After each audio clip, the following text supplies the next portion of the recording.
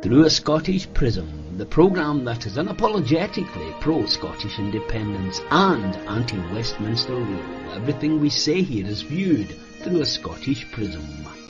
Brought to you by Barhead Boy. Hi folks, and welcome back to Through a Scottish Prism. Been a week since we all met up at the Hoolie there in Inverness. We had a great time, I hope you did. I apologise for some of the sound issues, down to me holding the microphone too close. I hope today it's all right. Teaches me a lesson, maybe I should speak less. Maybe we wouldn't have so many sound problems. But it was a great time, we had a great time. I'll get my colleagues in who I'm sure will equally be as happy to talk and respond to how much we enjoyed Inverness and having a live audience there. It does make a difference. But I hope you'll enjoy this show every bit as much. And without further ado, let me bring in my guests, of course, my two sparring partners from up there in Inverness, Yvonne up in Clickbanishire and Yvonne down in the Borders. Yvonne, how are we? Great, yes, but I don't have you to hold my mic today. I am yours to command, Yvonne, at all times. And I haven't got Eva to go send to the bar either, so you know it's bring the bar to me. You mean just tea for me tonight with my lovely Prism mug, folks. £8 plus postage and packaging. You can order them from my website. You've got to get a plug in. Did you enjoy last week, ladies? Brilliant. It was very good, wasn't it? Vibrant, upbeat, fantastic conference, and Prism was just the icing on the cake, and the Hoolie was such good fun. Yep. Yeah, I just want to say, Denise Findlay, we're waiting on your Stovies video. It's not been forthcoming. Come on, get it done. And over there in North Dakota, to join us, we have our Phil, the Coatbridge Cavalier. Phil, my friend, how are you? Yeah, very good, very good. It's summer here again, but I wish I'd been in Inverness. Beautiful city, lovely people, great company. Sounds like it was a riot. It was a good programme as well, so magic. And the positivity, that's the big thing for me. The fact that there's still people out there who are focused on what the people and this nation need, our independence, and who are willing to fight for it. That's just wonderful. I'm not sure you'd like to, Phil. There was an awful lot of alcohol being consumed. Yeah, I heard that. I know you don't like that sort of thing. Yep. Yeah, you missed a great time. And there I think, I'm not sure if in Dunbar or Edinburgh, we have Lloyd Quinan, our SNP friend. Hi, how you doing, Roddy? How is everybody? Doing great, Lloyd. How about you? I'm very well, and I have to say, along with everyone else, I was really quite uplifted by the positivity of the conference in Inverness last week, and an extremely interesting Prism show. I really enjoyed it. Later on, it got with a great Hoolie. It was fabulous. Anyway, enough of that. And we will do more roadshows, folk, but more about that in the weeks to come. We have to get a few things, our acts together a wee bit here in Prism, and that.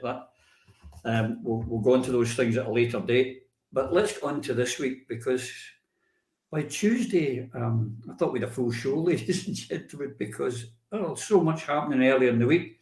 And Eva, the first thing that came to being was, of course, it leaked out the debate down at the Oxford Union, including Alex Cole-Hamilton, with his famous phrase that Scotland should not exist and never be allowed to exist again. Not exactly clever for a leader of a so-called Scottish Liberal Party, is it? Neither diplomatic nor clever. What he actually said, because you know I'm a fan of accuracy when you quote somebody. Apparently, he was reported as saying Scotland can never and should never exist again.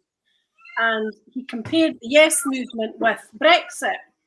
And he said both pines for ancient nations at odds with the modern world. We are a people trapped between flags, between politicians who mythologise and pine for ancient nations that can never and should never exist again in the global world in which we find ourselves. Sorry?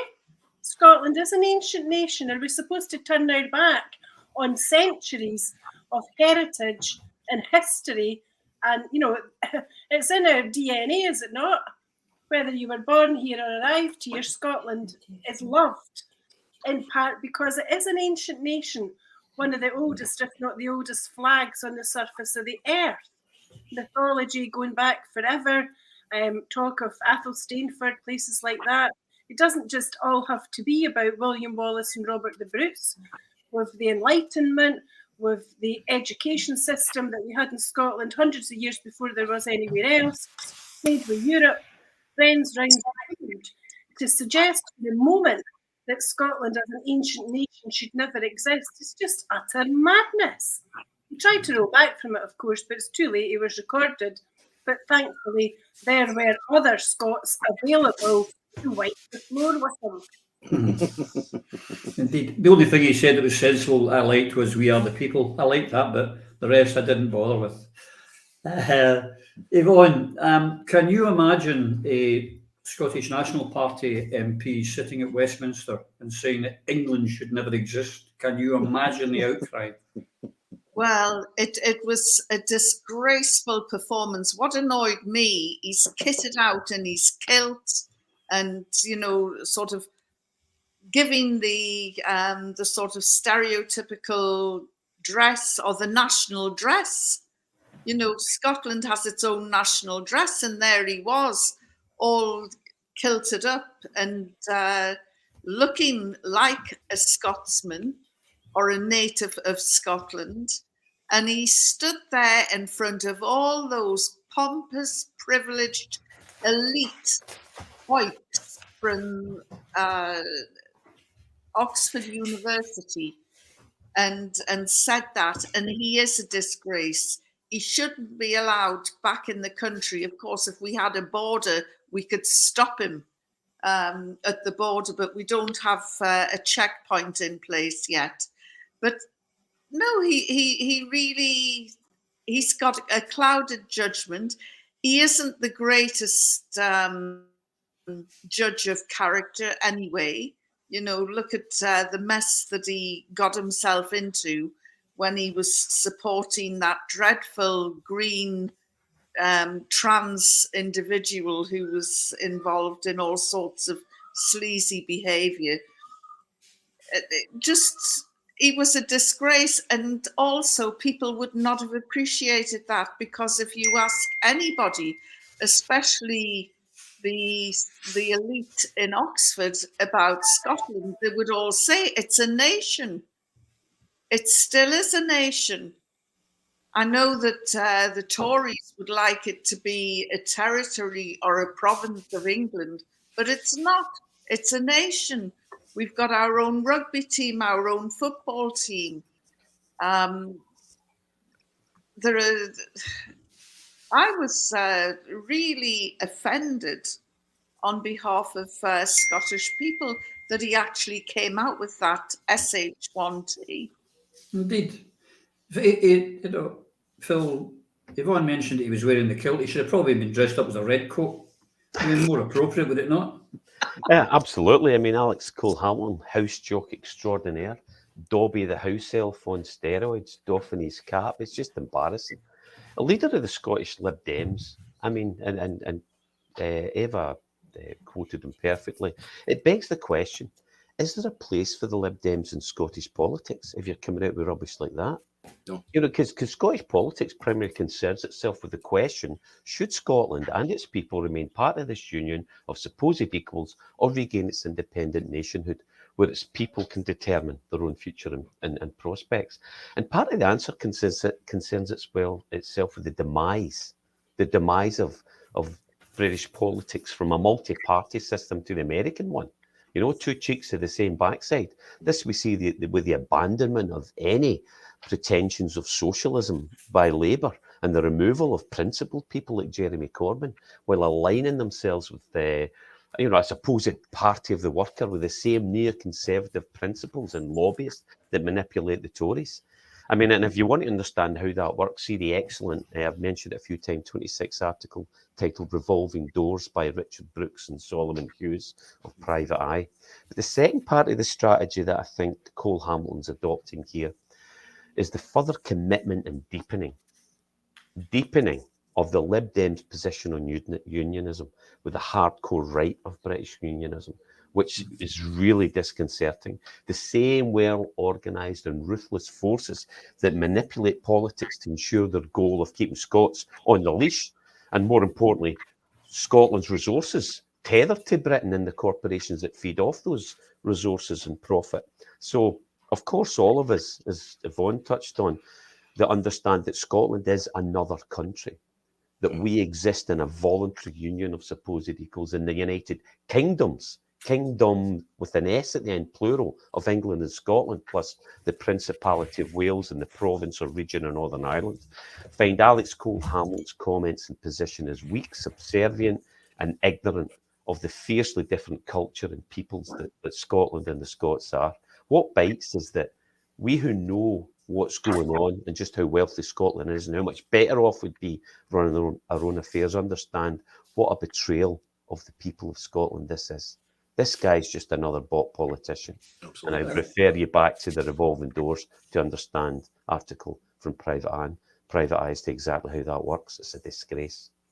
I have to say that we've got quite a lot of viewers now down there in our cousins in Wales, and they're going to be writing comments, Phil, saying you called them a principality. They are in fact a nation. We have the nation of Scotland, the nation of Wales, and 6 occupied counties of Ireland. Let's get it quite correct. But Lloyd, it's quite ironic, isn't it? Someone who chooses to be in our parliament in Scotland who would actually see the country not exist. That's Alec Cole-Hamilton bizarre, all over. Alec Cole-Hamilton is a bag of confusion. This man was brought up a Quaker. The principle of Quakerism is do no harm. Right? That's their principle, is do no harm. He's a classic Liberal Democrat in as much as he's fallen. I mean, what he did at the Oxford Union in real terms for internal consumption within that very small organisation called the Liberal Democratic Party was mark his case for a spot on the red benches. Doing a Jeremy Purvis, I don't know if you remember him, one term in the Scottish Parliament, needed to be looked after because he was going to get in big trouble and rapidly sent from the borders down to the red benches. Now, Lord Purvis, no bad for a boy that used to sell cars. Cole-Hamilton, the Liberal Democrats are the political bubble. They operate only within it. They don't exist outside of it. I mean, the seat that they've held the longest in Scotland, or the seat they've held the longest in the past 20 years, is Edinburgh West. Now, the Edinburgh West seat is a bizarre kind of combination of Tories, New Labour, ex-Labour, and it should be an SNP seat. But the Unionists are always able to coalesce in Edinburgh West together as they do in Edinburgh South and hold the seat. But the thing for me with Cole-Hamilton is, if you're brought up in the Quaker faith, and you know the famous Quakers, Michael Foot, for instance, these are people of principle. They are people who have a genuine commitment to the furtherance of the betterment of the human race. That's their whole real deal. But this man, who has a hut at the bottom of his garden, which is his Airbnb, right? Leader of the Liberal Democrats in Scotland, operates an Airbnb in his garden in Cramond in Edinburgh. Who would have thought it? Does he need the money? I don't think so. But more importantly, and this is very, very important, there is a woman who worked for the Liberal Democrats in Scotland, who was fast-tracked through their selection process, who was about to become a candidate in their elections when she reported 2 senior members of the Liberal Democratic Party for sexual harassment. And that woman's life has been made an absolute nightmare since the minute she made that complaint. But, and as she said herself, how disgusted would you be when you see the leader of the Liberal Democrat Party stand up in the Scottish Parliament and clap the odious Beth? How does a woman in the Liberal Democratic Party feel when she sees the leader of the Liberal Democratic Party speaking at a rally of men who wish to take away the rights and privileges that women have fought for? The man is an utter and complete disgrace. But in the Liberal Democrat Party, you get stars for that. Yeah, but the Liberal parties are insignificant, fortunately, in Scotland, and I think that evil will make them even more insignificant. I think they will have offended so many Scottish people with that. They will lose votes. But the other big talking point this week was Nicola Sturgeon, you remember her? Who was writing in The Guardian to say that she underestimated the polarisation of Scottish politics. There's phrases like brass neck spring to mind. I mean, she was the one who caused the polarisations, and she's sitting there saying she underestimated it. Really, how detached are they, Eva? Terribly sad to see how the mighty have fallen, and that she's quite incapable of taking a seat as a backbencher and speaking when she's spoken to. She's got to keep making grand announcements because she's incapable of staying out of the limelight. Yeah. And it's very damaging to herself. It's damaging to her own reputation. It is damaging to her legacy. It is damaging to her party, and it is damaging Scotland. She looks stupid, and she's making Scotland even more of a laughingstock than they already were, because her reference to polarisation only meant that the enemies of the Scottish independence movement were able to rake up her pretty dire mistakes from the past, including that dreadful broom cupboard video, the comments that she made about women's views not being valid, how she commented and described those like me who believe that sex is immutable, who've been variously described as homophobic, biphobic, transphobic. She brought down wrath upon the heads of people like me, and she had nothing, absolutely not one word to say to the famous members of her party who suffered as the result of the hatred that she either inculcated or actively encouraged. The woman is a disgrace. And if we didn't know that at the beginning of the week, we certainly saw it later on in the week when she had the sheer brass neck to stand there on a stage at an event sponsored by the Bank of London and accept an award as an ally of LGBTQI plus people. And her speech was about how her rights, excuse me, as a woman, were not diminished by the granting of rights in favour of trans men and trans women, making an utter and complete fool of the really decent, gender critical realists in Scotland and elsewhere who simply say sex is immutable, and for reasons of safety, which we particularly know this week, women and children, especially girls, need single-sex spaces. The woman is a disgrace, and the quicker that she departs from public life, the better for her, the better for her party, the better for the independence movement, and most of all, the better for Scotland, because we can start to heal our movement and make progress towards the goal that she was elected to achieve and signally failed, our independence. Yeah, it's amazing how she couldn't be dragged by wild horses to an independence march and rally, but she sure likes going to gay pride and things like that. She goes willingly at the drop of a hat. Yvonne, another thing, if Techie, if you get that ready, the Child Commissioner clip, or at least the article, this week it came out, the Child Commissioner said that Sturgeon and her government had failed children of Scotland badly. Again, this just does not help our cause one little bit, but we're failing in another branch of the government. What I'm drawing parallels with is her departure and that of her nemesis, Margaret Thatcher. Just like Margaret Thatcher, she can't let go. First of all, she rocks up to a coffee fundraiser in Glasgow in her constituency. I do hope she won't stand again, but that remains to be seen.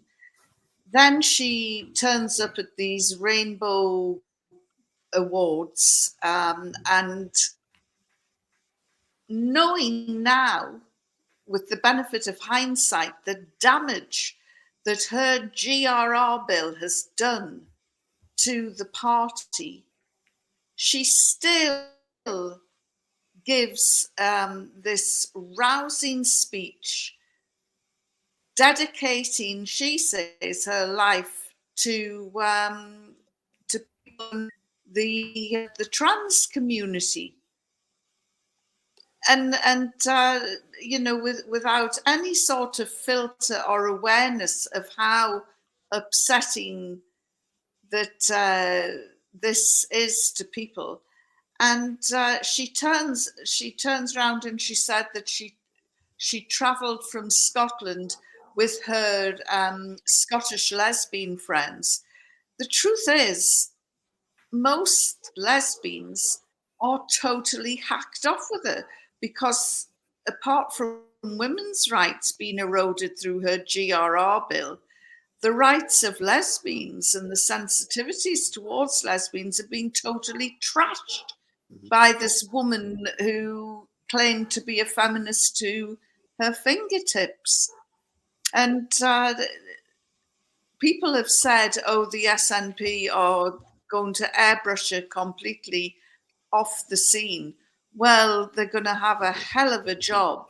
It's, you know, because she's hanging in there on a white knuckle ride and she just refuses to get off. And I think that her DNA will continue to mire the SNP until they finally realise, well, it'll be at the next elections when, let's face it, the MSPs or MPs, whichever ones are going to go up first, are going to get a hell of a spanking from the electorate, because that's when they'll punish the SNP in the ballot box. That's when they'll vote for them, and that's when they'll suddenly, when that happens, that's when they'll turn on Sturgeon and realise what a liability she has become. But at the moment, she just seems totally unfazed and unaware of the disgrace that she's brought upon the party. You know, this police investigation, the police raid. I can't think of a single British political party that's had such a scandal as the SNP have had. And yet they're all walking around as though everybody's picking on them, and they've just adopted this victim mentality, which is it's unbelievable. But what used to be a scandal is no longer a scandal. It's half the trouble, Yvonne. I mean, I'm old enough to remember when the whole British government was brought down because a junior minister had slept with a prostitute, Christine Keeler, John Profumo, all that stuff. That brought down a government completely. I remember what do you call it, John, not what was his name? God, that's terrible, I forgot his name, Lord Carrington, was at the time, who resigned because of the Falklands. When there was some kind of honour, at least among some politicians. Now there's not, and what we call a scandal is not seen as a scandal. But the fact remains the same, Phil, is that children in Scotland have been let down badly. And while, you know, people are pushing money for gender reform or deposit return schemes, our children are suffering. It's just not good enough, is it? No, it's absolutely shocking, and when you go in to see it into the details of what the Child Commissioner of Scotland said, it's that Sturgeon has failed children. Now, this is far more nuanced than perhaps you can we could discuss today, but saying that it's children's rights during her time as First Minister that have suffered, that have not improved, in spite of all the promises and supposed focus that was there. I mean, Adamson said that when asked if Sturgeon had failed on raising the bar for all, closing the attainment gap and obtaining opportunity for every child. It said that obviously the pandemic had a massive influence as well, but it raises serious concerns. He said we have to focus on children's rights and of all of the things they need to thrive, an adequate standard of living for all children in Scotland to have safe, warm home, good nutritious food, and the right clothes to wear. So free meals for all Scots, primary, will go ahead. All these promises that were broken. And he says, and young people still don't have access to the high standards of health and mental health or education that developed them to their fullest potential. And that was the whole objective here, you know. It's it is a failure. It is a failing, and we see cuts to things like youth work. He commented on it as well, and the early years services that, and he described it. And I'll quote here. I've got it written down. That scaffold around families. It raises some serious concerns as to what the objective was. And fair. I mean, Nicola. Let's go back to what Yvonne says. She's proud of her legacy for young people. She's completely unaware. Her arrogance knows no bounds. She's so insular, so wrapped up in herself that she fails to see that she has actually been the cause of many of the problems that we in Scotland face, and they've sold out. It's as simple as that. They have sold out, and while that continues, we will not get the country or the governance we want. And there is some defence here because, in one sense, cuts by the UK to Scotland's budget in real terms mean the only way is down. And the only way out of this downward spiral is independence. Mm-hmm. So for me, her biggest crime is by betraying the independence movement. And that goes, she's let down all who live and work in Scotland. And this goes back down to what we talked about earlier, and underestimated the polarisation in Scotland. This is a lie, Nicola. It was your or more correctly, her handler's objective to polarise the Yes movement. And she played her traitorous hand perfectly. The Spectator had an interesting take on it, and it's also coming from a unionist perspective, sought to critique Sturgeon for breaking her promises to be a leader for all Scots. When Alex handed her the power after the 2014 referendum narrow loss, and then she turned on the unions, she didn't. Polarity in politics is normal. The Democrats and the Republicans in the States have been divided pretty much 50-50 for more than a decade. And the mainstream media criticised Sturgeon about failing to represent unionists. But that's exactly what she's done. And we touched on some of this. Eva touched on some of it earlier. But turning on all non-SNP independentistas, failing to support initiatives like All Under One Banner, both votes SNP, and allowing unionists into politics in lieu of other independence-orientated parties such as ALBA, turning in and on Alex Salmond and joining in on this eternal unish preoccupation with the slandering, critiquing and attempted destruction of the individual who, quite frankly, represents the biggest threat to the union. Abandoning single-sex bases, as mentioned by the women, by our woman here, the witch hunts within the party that she instigated against people like Joanna Cherry and other like-minded people, setting the dogs on any party or organisation or person not singing the SNP song sheet, and critically, for me, removing the power of the people to control SNP policy by gerrymandering the NEC. The list goes on. The evidence is all there.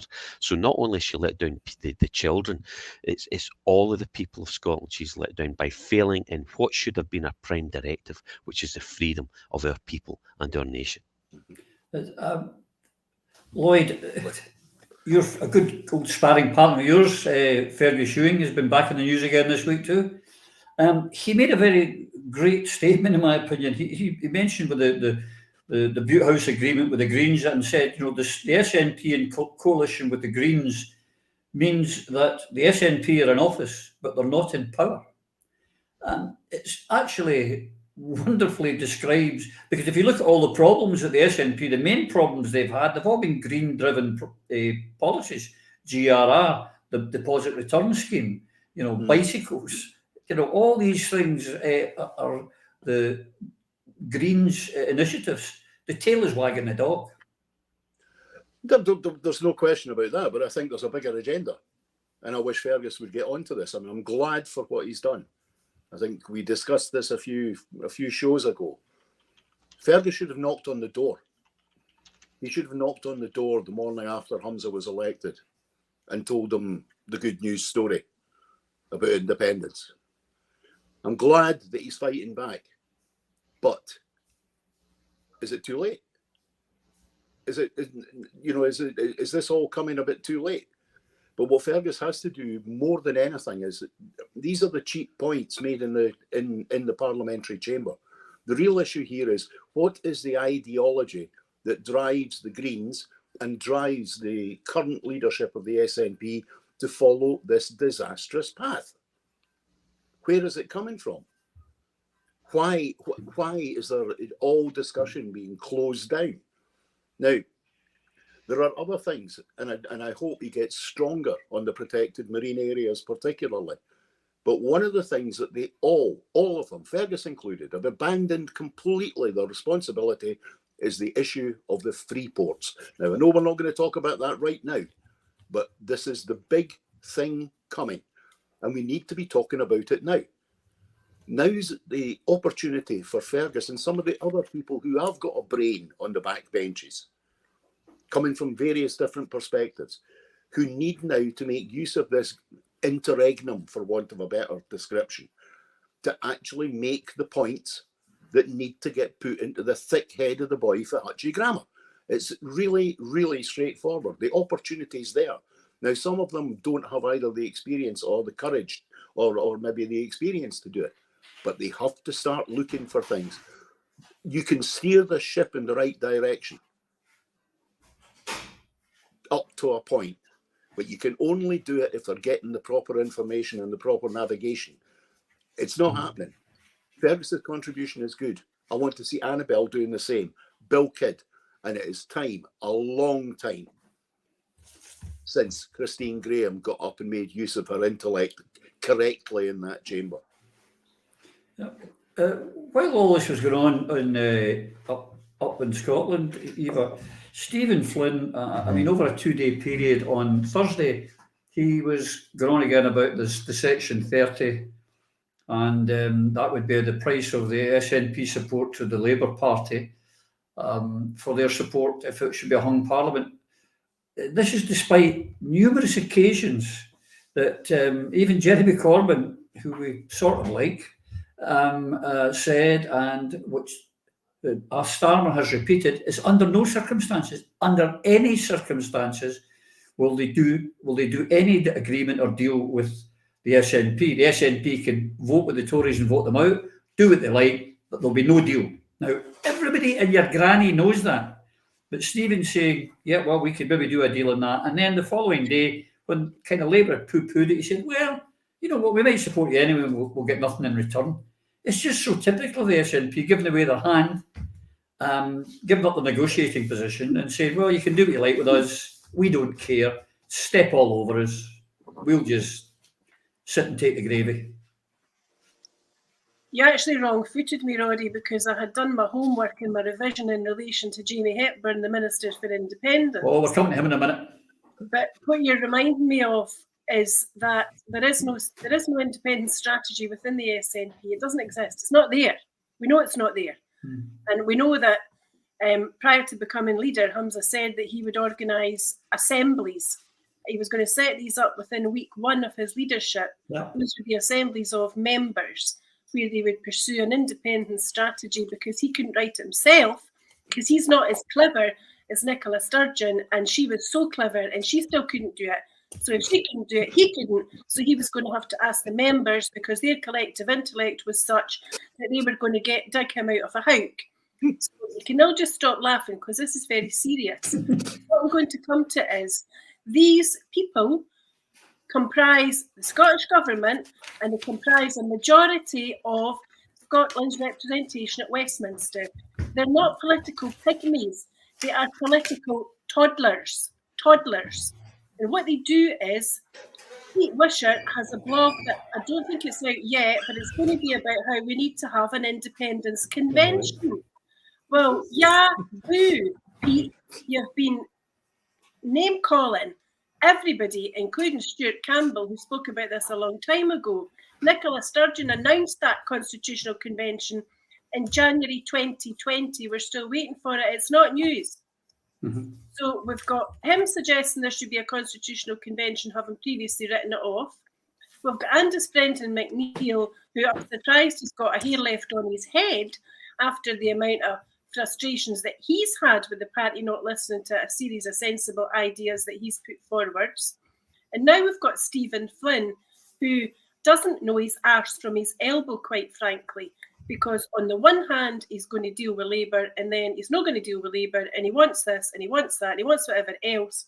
Because, of course, Stephen Flynn has worked out that if he does a deal with Labour to keep them in power, because he's going to be the kingmaker, then Labour are going to give him a Section 30, and then, as we've said before, Scotland's going to vote for independence. All the SNP MPs are going to leave Westminster, and the result of that is the Labour government collapses. Yes, Stephen, good on you. You've thought that one out. So if we work on the premise that Keir Starmer's probably got slightly better calibre advisors than the SNP have, if they've got any at the moment, then quite clearly the only way that the SNP can save face is that Humza reappoints certain members of his cabinet to different jobs. He speaks to Jamie Hepburn prior to him taking questions in Parliament. And maybe now and again, Humza and Stephen Flynn should talk to each other about what the aims and the priorities of the party are, because it seems to me that Stephen Flynn's doing a pretty good impersonation of Headless Chicken just now. He's needing to speak to his boss and decide, what are they aiming to do? Are they looking to achieve Scottish independence? Or is it actually more gravy, more carrots to prolong that's Stephen Flynn's presence at Westminster? Because the people of Scotland will not tolerate another set of broken promises. Enough's enough. No, but you say he's got to ask his boss. The question is, who is that boss? I'm not think we're quite sure. I don't know who's working. At the back of Humza, playing him. Someone is. And who could it be? I wonder. Yvonne, Stephen Flynn's made quite a lot of statements over the last few weeks, all of them quite drivel, actually. I mean, we're going to fight an election on domestic issues. We're going to do a deal with Labour and to get better devolution. They seem to be shying away from independence at every opportunity. Mute. You're muted. See, I need to be holding that microphone for you. He has been a huge disappointment. It's like watching the Hunchback of Notre Dame going around offering discount on deportment classes. Really, he's just has not lived up to his. Now Eva's laughing, right? So this is serious business, folks. The lunatics have taken over the asylum, and they're going down south saying Scotland isn't a nation, and then we've got another one, Stephen Flynn, who, as my learned friend put it so eloquently, doesn't know his arse from his elbow. And they haven't got an original thought in their head.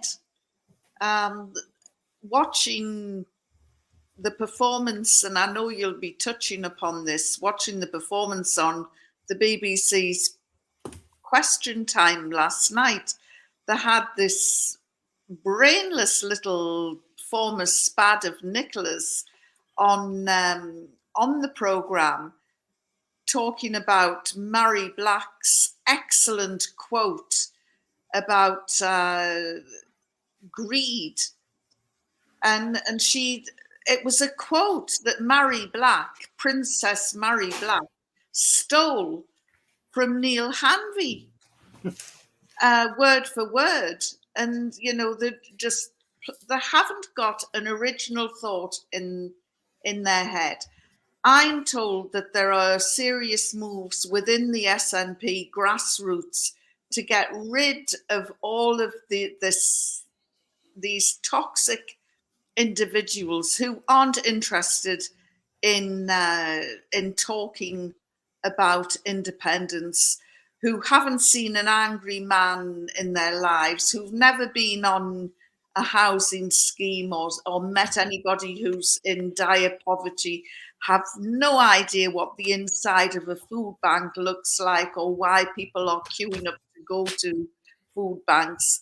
and they're presiding in this airy-fairy land, and Flynn is there, and he's one of them. And he, as I say, he has turned out to be a huge disappointment. And I'm beginning to wonder about the rumours about him pulling one over Chief Mammy to manoeuvre himself into becoming head of the Westminster Group, how true all of that was as well. It's just a huge disappointment. And I personally can't wait for the next elections, because I am a great believer in democracy, and I am a great believer in people power. And I am sure that the Scottish voters will pay the likes of Alex Cole-Hamilton back for saying Scotland should never exist. And they'll also pay the likes of these frauds who went down to London and have just settled down instead of getting out and getting independence for us. They're all fraudsters, and the main difficulty the Scottish voter is going to have is who the hell do they vote for? Because they won't want the Tories or the Lib Dems. The Scottish Greens are like some toxic fascist group. The SNP are mired in scandal. And that leads to exactly, Yvonne? I just hope that I mean, Eva's, if she moves ahead, there's a big clue who to vote for, and that's the Alapa Party. We're in a, thank God that Alapa is there, because I really think it's important that we all vote on election day. But I can't think of anything worse than going into an election booth and looking at the rabble that's going to be assembled and thinking, who do I vote for? Thank goodness that Alapa's there. There are other independence parties around. And that's something else that's worth considering as well. When Alex Salmond was the First Minister and the leader of the SNP, there weren't any other independence parties around. Why? Because there was no need. Why duplicate a perfectly well-oiled machine? Of course, Alex stood down, and because he's a man of his word, and he stood down. I wish to hell that he hadn't, but he did. And, thank goodness we've got the Alapa Party now as an alternative or a safety net for independence voters. And I think people are beginning to realise that now. And I think they're also beginning to realise what a wise and elder statesman he is, and how we need him in the independence movement. We do indeed. He is the actual leader of the independence movement. Yeah. On that, Phil, Yvonne's led us in there a wee bit early, but never mind, you led us in there to the question time this week. Now, Alec was on it, and Mary McCallan. I felt a wee bit sorry for her. I thought, I think the people in the SNP that chose that wee girl to go on when we had, a bruiser like, and I mean that nicely, to Miss Bailey, Jackie Bailey, and an old hardened man like our Alec, die-hard politicians, to put a wee girl in there with so little experience. I mean, she's not long out of university. It was kind of, I thought, cruel, but she was way out of her depth, and she showed it, and the way she showed it was not nice. She became very disdainful, very disrespectful, and it didn't do herself. I'm sure she's a very nice wee girl, or her party any favours, did she?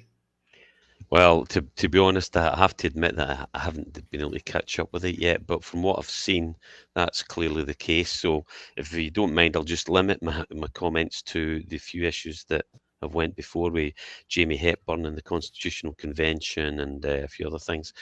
The Constitutional Convention that we're mostly aware of is that established in '89 of Kenyon Wright and the folk of that ilk that led to the devolution of power in Scotland.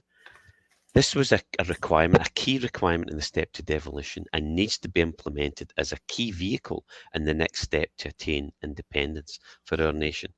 Jamie Hepburn and his wife will continue to look after themselves. I know them from North Lanarkshire and can't be trusted to do anything otherwise. So no, you won't see any tangible progress in this respect, just the usual bluster and half promises that won't deliver what we, the people, need. Ash Regan, for me, represents the best hope within SNP for recovery, redemption, whatever you want to call it.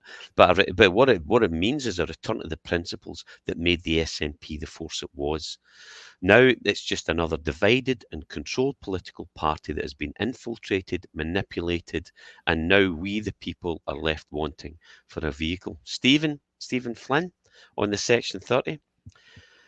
I mean, pinning our hopes on a hung parliament and supporting a neoconservative Labour Party under Sir Keir Starmer. Really? Is that it? Jog on, you clown. As Lloyd pointed it out earlier, Stephen is playing to the gallery and feeding his id rather than doing what's best for the people of Scotland. Because that's who he's currently failing, Stephen. Again, I know him from Aberdeen and campaigning before 2014 for Yes Aberdeen and Yes Aberdeenshire. And the guy's smart. He was a good councillor, a good guy at the time. But now he's just doing what he's told. And if you're doing what you tell, all placemen will always disappoint, as their goal is not the same as the independence-seeking Scots and like-minded among us. They do the will of those who currently control all major parties in Scotland. And I say all major parties, now that the SNP used to be the exception, because we were independent and they didn't control us. Now they have control over our leadership, which is why I have nothing for any of the leadership at the minute. But now the exception is Alapa. That's where my vote will be going from here on in. For Scotland, I mean, I would paraphrase the advice to Stephen on this. The Clinton got from his advisors way back in the day. In America, it's the economy, stupid. For Scotland, it's independence, stupid. The garbage we're getting right now from those who represent us it's not even close to what we want or what we need. Independence and not more of the same comfy slippers all round. And why we need the big clear out of SNP to remove the yuns from within and embolden those of us who would represent us, not their pensions or their self-interest. That's what we need. Sorry, but over to you. Well, on that, and on the question of question time, Lloyd, but we've had opinion. The last 3 opinion polls have been quite alarming. If you're in the SNP and you've got any clues, that while independence is up there at 48%, the SNP support is dropping. People still believe in independence, but they don't believe in the SNP. Now, there's a 10% approximate gap between those two. Now, in your day, Phil's day, in the day when we had proper spads, someone would be saying, that's the 10%, we've got to get that 10% back. But they don't seem to want to unite, because while Alec on the programme come out with a way to do it, Constitutional Convention, getting the best of the best together, coming up with a strategy and a plan and moving forward and making every election, in effect, a de facto referendum, plebiscite, whatever you call it. And Miss McCallan missed a great opportunity to unite the entire movement by accepting that hand of unity. Absolutely. But this comes back again to the core.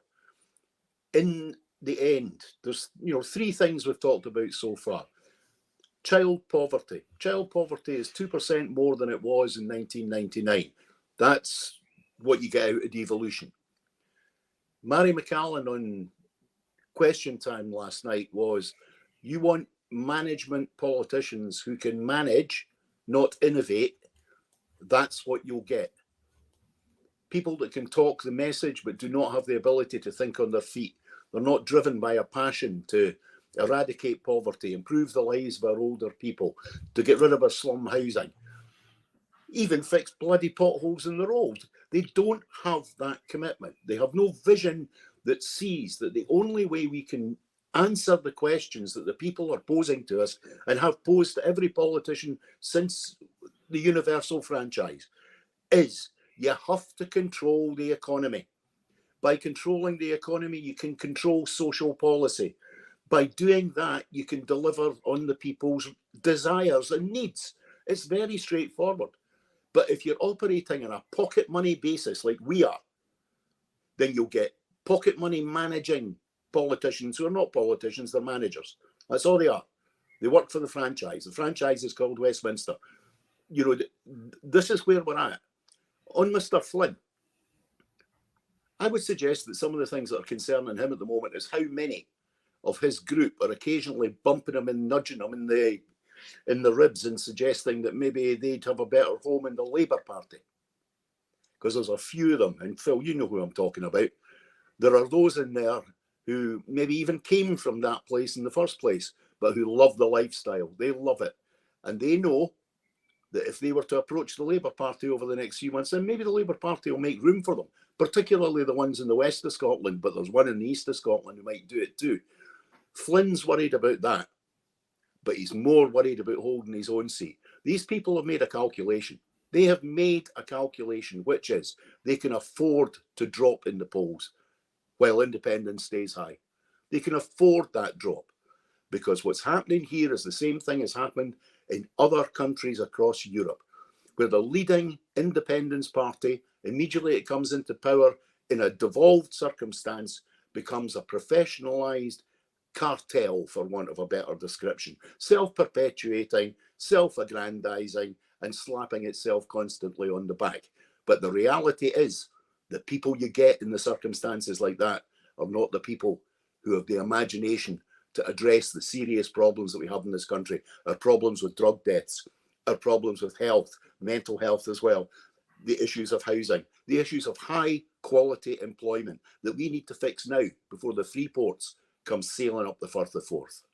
These people are in trouble because they are managers. They're not visionary, they're not thinkers, and I would suggest not too many of them read a book.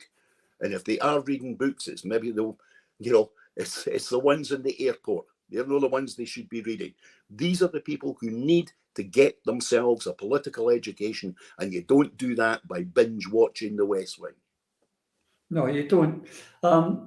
Eva, another thing that concerned me with Mary McCallum last night, she was that I thought I would never hear the phrase again now that Sturgeon's gone about the gold standard section 30. You know, at that point, I was losing the will to live. I think there's a lot of people in the SNP that are oblivious to the party. They've grown up under evolution, don't know how we got to where we are now. And unfortunately, perhaps Mary McCallum is one of that ilk. I actually laughed at a bit last night, but it really was tragic as opposed to comic, where she actually said, when we won in 2007, and she went on to talk about what we in the SNP had done, but the guy who was sent to the left was the man that had won, no her. She was a 14-year-old bairn, she hadn't even done her old grades. So she didn't win anything. She might have leafleted, she might even have canvassed. But the architect of the 2011 SNP minority government, a thing that wasn't going to be, you know, achievable, and then the architect of the 2011 majority government, and then the 2014 referendum must have been sitting there, and his head would have been spinning. You know, she was oblivious to the utter drivel that she was favouring. But she went on then to talk about when she was asked, how do you get to independence? And of course, as she said, the gold standard section 30, because Westminster can't refuse a section 30 once support for independence is between 55 and 60% or something. And you're sitting there thinking, for God's sake, Hen, wake hell up. Where have you been? You know, I've said this, it's coming at my ears. Give people a date to work towards if you insist on having an electoral event. Alex Salmond could write, you know, he did write the book, he could write another one on it, we could all do it.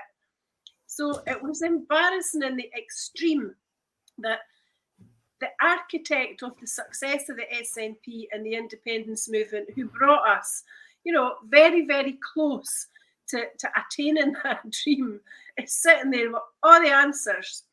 And this young woman, who may be very good at her own brief, she's earning, what, 100 grand a year? Her friends were complaining that she was interrupted when she was on the telly. Well, if you're taking 100 grand a year plus expenses from the public purse in these days of austerity, and your job actually is to attain independence, and you get yourself worked up because somebody interrupted you on the telly, I suggest that perhaps you're in the wrong career. So her position was, unfortunately, yet another bit of tomfoolery on the part of the SNP. She was badly briefed by whoever it was that thought she should just go in there and go, yak, yak, yak, Section 30, gold standard, Westminster can't say no, da-di-da-di-da, because people aren't that stupid anymore. There is actually a rebellion happening within the SNP grassroots now that she and others around about are going to have to pay attention to. There are lots of chat groups, there are Facebook pages, there are comments on Twitter. I've got screenshots of conversations between SNP members who are saying enough is enough. We were promised originally a convention that didn't happen. We were then promised this independence meeting in March, which was cancelled or postponed because Nicola stood down. We were promised assemblies. None of them have happened. Instead of that, we've got Section 30, maybe aye, maybe no, more powers, maybe no, aye, well, okay, Labour, Stephen Flynn, blah, blah, blah. And then we end up with a position where we've got Jamie Hepburn as the Minister for Independence with no strategy, havering, looking down at his notes, he'd done, couldn't you look up, couldn't you look in the eye of the questioner, who was obviously Ash Regan, and spoke about how the road to independence will involve more independence papers. The first three, you know, my laddie could have written them when he was in, I've said, I think before, S4, I should have said primary 6, because that's the calibre of them. Yeah. Scotland does not need any more independence papers. What we need are people with guts that are prepared to go to the people and say, this is what we need to do. Convention, have assemblies if you want. There's nothing wrong with talking, and it's good if people can all get on and talk about a common goal, but do something cogent that will make Westminster sit up and take notice, and the international community can look and see Scotland is on the rise. This supine, stupid, glaikit inability, inaction on the part of the SNP leadership makes them look just about as stupid as Lorna Slater's going to look next week when her deposit return scheme's cancelled. And then, remember, a wee bit further down the line, they're going to lose the court fight in relation to GRR bill, etc.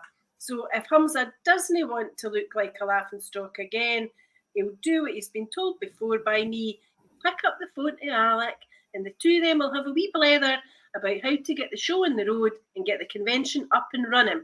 And just to finally say something, Roddy, when Alec got on the stage all under one banner at Glasgow Green a couple of weeks ago, the whole place erupted. People were delighted to see him. He was the one that everybody came to hear. Joanna Cherry and Ash Regan were good. There were other good speakers too, but he was the main attraction. And see last night's Question Time, Thursday night's Question Time, it should have been renamed the Alex Salmon Show, because he was the one that was talking with knowledge and ability and fire and ambition for our country. That is exactly what Scotland needs. Absolutely. I don't say that because he's the leader of our party. I say that because he is the only person in Scotland right now who's got a strategy, the nous, the willingness, and the statesmanship and the knowledge to take us there. He'll build a team around him as he's done, but he would do that in a cross-party position in terms of leading a convention and being involved in it. All hands on deck is what Scotland needs, not this, folk peeking from behind the curtains, no sure what to say next.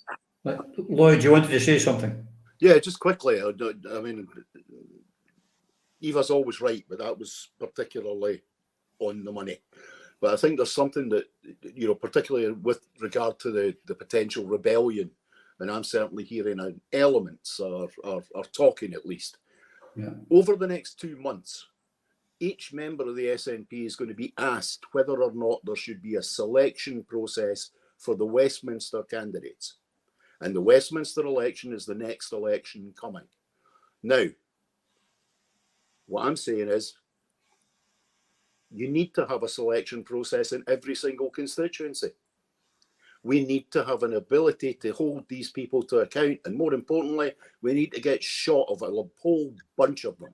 Now, I think over the next couple of weeks, we're going to see some very interesting jumps, some interesting vault fast by a number of people. Those that will try and creep their way towards the Labour Party, those that will try to rebrand themselves as the great champions of independence. And those are the ones that are vulnerable. There's a couple of them very vulnerable in Edinburgh. And if there's anybody from the SNP watching now, make sure when you get the email about having a contest, you write back and make sure we have a contest, because this is what we need at this time. Either that or you're effectively giving these charlatans another 5 years worth of pension credit. Talking of Edinburgh charlatans, Yvonne, Techie, could you stick up that article from Sky about the apology to our Joanna? There we go. The Stand, owned by one MP, or Mr. Yeah, I don't need to tell you, do I? Tommy Shepherd, apologises to Joanna Cherry as the U-turn on the cancelled Edinburgh Fringe event. The right thing to do, but I've not been hearing the apologies coming from the staff, from Tommy Shepherd, from the numerous SNP people who queued up to stick the boot into Joanna. But it's a great result.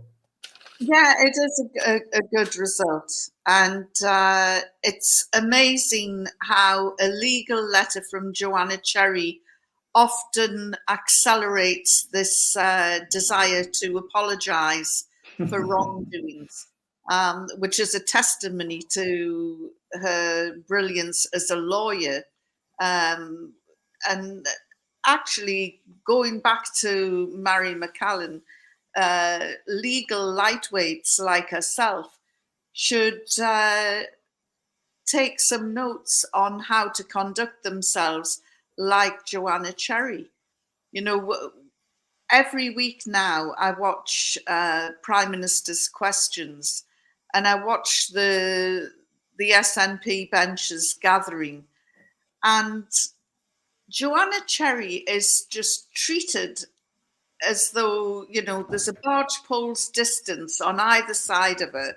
Nobody's talking to her. Everybody's jammed into the benches apart from being next to Joanna Cherry. And all those SNP wastrels that are sitting there should be ashamed of themselves for not treating her like a human being. And, you know, just following on from what Lloyd was saying, he said there's a couple in Edinburgh that want to be more wary about whether they're going to be deselected or not. Well, I've got a message for Kirsten Oswald. You're next, Hinny. Because from what I've heard, she has been summoned and told to get her ass back up to Glasgow and stand in front of her branch and start to explain what the hell is going on. Now, this is quite interesting. And all of Chief Mammy's cabal of friends are being treated likewise. And the worm is starting to turn. So I think somebody who's going to have to really start and dance like Shirley Temple, what a vision, is Kirsten Oswald.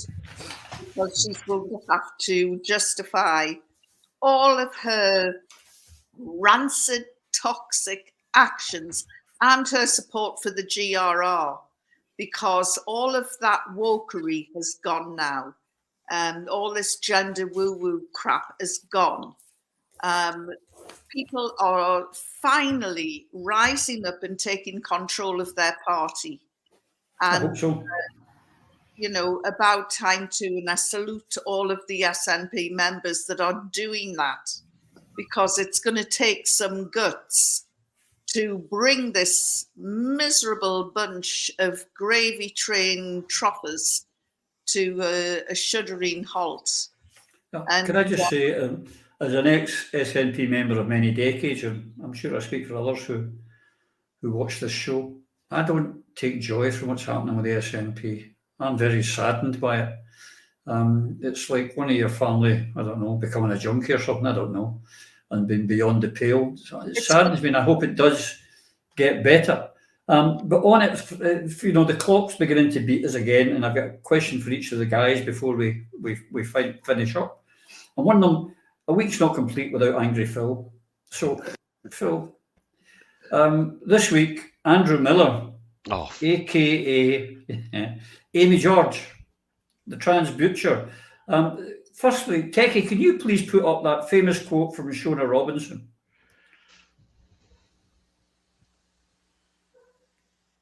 It's coming, I assure you, it's coming, folks. Techie's cycling frantically, or pedaling frankly on the kit.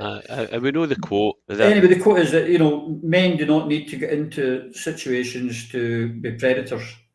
This, again, was not meant to happen. This guy dressed up as a woman, enticed a wee girl away living in his car, took her to his house and raped her multiple times. Now, God forbid, we don't know if the police hadn't turned up at the door, would that wee lassie be alive? How's her life been terrorised? But this is the very thing. And now when Humza was questioned, will this guy, if he's found guilty, be put into a man's prison? And he dodged it and said, it's an ongoing inquiry. The guy had already pled guilty. It was simple for him to say, if he is found guilty, he will be in a man's prison.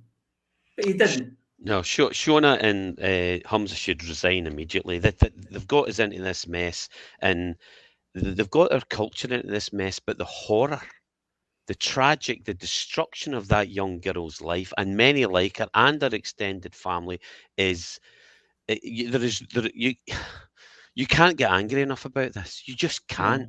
It's sickening. And the thing that made me, oh God, he actually said, I had a few, and I'm quoting, right? This is what this paedophile, this predatory male paedophile, this liar, this abuser of what Shona Robinson, you should resign. You're a disgrace, Shona. Read that yourself. There is no evidence. There is no, tell that to that young lassie and our extended family, you cretin, you stupid, stupid person. No, you need to be gone. This is a quote from what this piece of shit said. I had a few drinks as I was nervous. I should never have gotten into this situation. I only asked if she was okay as she looked freezing. I was never appropriate in any way except for maybe sleeping with her. But that was in a motherly way. A motherly way. Seriously. Execute this piece of shit. And I'm against the death penalty, but that's the kind of thing that society's used to do. And you know what? It dealt with the problem. Yeah, it's quite a horrible thing. But I want to change the mood as we finish the programme, Lloyd. And you're an old campaigner like myself, or a campaigner from old, as opposed to an old campaigner. Yes, thank you. You're all young to me. But you remember the days how we struggled, and even up to 2014 when we were negotiating our independence or debating, campaigning it, there was 3 of them and one of us all the time. Mm-hmm. And there was question time. This, for the first time ever, we had 2 independence politicians on the question on UK national television. What an opportunity. If you'd been in charge of policy, Lloyd, and sitting in SNP HQ, we could have done so much with that, could we not? I think if we had other personnel, but no, I mean, there's no question. I mean, the political strategy going into that situation, given that we were in a normal country with a normal 2 political independence parties, as opposed to one that just hates and despises all the ex-members of their own party that are now in another party. What you would do, very straightforwardly, is you would get in touch with each other beforehand, recognise the historic nature of the fact that you are, for the very first time, 2 pro-independence parties on a national programme going throughout the United Kingdom, and you would make some attempt irrespective of what's gone on before, you would make some attempt to show a clear unity to the rest of the so-called United Kingdom of Great Britain and Northern Ireland, most especially when you have the changes happening in Wales and the changes most especially in Northern Ireland coming over the next few months. Wales is rising out of it in a big way, in a way that I certainly, when I first became a member of the SNP, never believed it would have been possible for Plaid and a Yes movement to actually develop in Wales. But they're moving ahead apace. What you would have done on that question time is announce the convention. That was the clear, most obvious thing. Not just announce that you're doing it, but make an appeal right across the country to people, elected members, to those in academia, to those in business, to those in the third sector, to come, to be there. You know, just name the place. That was where to do it, because no one would have seen it coming. And you'd command the headlines right across the whole of the country and beyond. In the same way as we failed to understand in 2014, why were we on the front pages of the primary newspapers of all the major countries in the world? Was it because something interesting was happening? No, it was because the United Kingdom was about to break up and a job was coming spare in the Security Council of the United Nations. That's why we were important, and we need to keep reminding ourselves of that. Indeed we do. We are running out of time. A couple of things I just want to tell our viewers and firstly, thank you all for being here as usual. It's always a pleasure talking to you. But folks, we have got another All Under One banner coming up on the 24th of June. Now, there is no royal wedding or christening or funeral as far as I know. So this time, Mr. Humza Yousaf, I cannot see of any or think of any reason why you, who want to be our first activists, can't be there and bring every single one of your MPs, MSPs, councillors and SPADs with you and make this a burn rally to be proud of. So do that. I know a few of our troops here will be there. I'm quite sure they will. All that can will be. And also a couple of announcements. The midweek shows have been proving popular and I intend to carry them on. And Lloyd here has agreed, for a great expense, to assist me in these Wednesday ones for the usual fee. We're going to be doing these programmes. Although this week I'm starting with one with, I'm going to keep a wee bit of a surprise till the last minute, but shall I say a very high profile SNP elected official will be my guest on Wednesday, and we will get an SNP perspective of everything that is going on, and hopefully it will encourage other elected SNP members to come and talk to us on Prism, because at the end of the day, we're for independence. If you're for independence, you've got nothing to fear by coming on here. So come and see us, come and talk to us. Independence is the game. Ladies, gentlemen, thank you. Viewers at home, thank you so much. Thank you for all your kind words and hospitality last week. And until we see you all again soon, please take care. Through a Scottish Prism, the programme that is unapologetically pro-Scottish independence and anti-Westminster rule. Everything we say here is viewed through a Scottish prism. Brought to you by Barhead Boy.